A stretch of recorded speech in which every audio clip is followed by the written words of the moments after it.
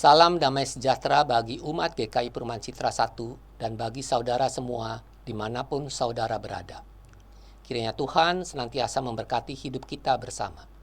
Saya Penatua Sujono. Kali ini saya akan membawakan renungan singkat bagi kita semua. Tema renungan kita hari ini adalah rancangannya jauh lebih indah. Ayat pengantar diambil dari Yeremia 29 ayat 11.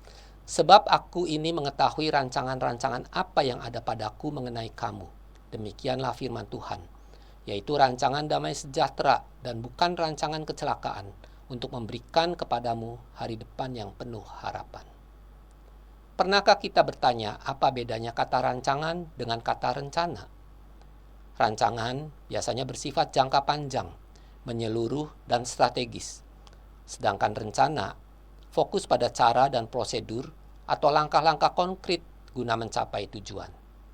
Contohnya terkait rancangan adalah seorang arsitek yang merancang rumah sebelum dibangun. Ada desain yang digambar. Sedangkan contoh yang terkait dengan rencana, ketika seseorang punya rencana liburan pergi ke Bali di tahun yang baru, ada jadwal, ada tiket, dan seterusnya.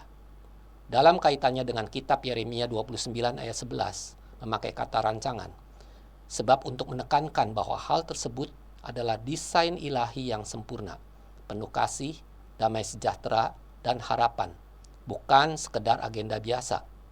Kata rencana lebih cenderung dipakai untuk rencana manusia yang seringkali berubah ataupun gagal, walaupun tidak selalu demikian. Hal ini bisa kita lihat dalam Amsal 16 ayat 9 yang mengatakan bahwa hati manusia memikirkan rencananya, tetapi Tuhanlah yang menentukan arah langkahnya.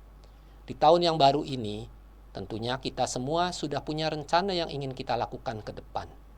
Pasti rencana tersebut beraneka ragam jenisnya. Namun, apakah rencana-rencana yang dibuat itu ada dalam rancangan Allah? Bagaimana jika tidak? Bisakah kita menerimanya? Sebab terkadang manusia itu merasa bahwa dirinya lah yang tahu apa yang terbaik untuk dirinya dan bukan Allah.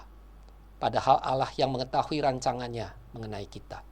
Artinya, sebelum kita berencana, Allah sudah memiliki rancangannya. Di sini Allah ingin memberikan yang terbaik bagi umat yang mengasihinya. Allah sudah mendesainnya sedemikian rupa, sehingga rancangannya tidak akan pernah gagal. Oleh sebab itu, di tahun yang baru ini, ke depan yang selalu melibatkan Allah, dan yang bertujuan untuk terus memuliakan Dia. Jangan melulu hanya berorientasi pada diri sendiri, apalagi dalam pelaksanaan kita juga hanya mengandalkan kekuatan sendiri.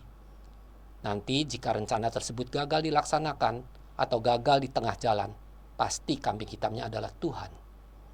Maka ada baiknya setiap rencana kita bawa dalam doa kepada Tuhan, sehingga dalam berproses menjalaninya, kita bisa bertumbuh, dan apapun hasilnya, nanti kita juga akan menerimanya dengan besar hati. Yang menjadi kuncinya adalah kerendahan hati dan kerelaan dipimpin oleh Tuhan. Sebab dua hal tersebut akan mengantar kita kepada sebuah pengalaman iman yang akan membuat kita lebih sering berserah kepadanya. Berserah berarti kita tidak akan lagi merasa takut dan sendiri. Sebab keberserahan kita kepadanya membuat kita terlindung dari segala sesuatu yang jahat dalam mengarungi di tahun yang baru ini.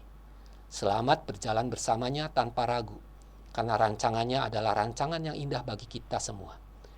Demikian renungan bagi kita semua.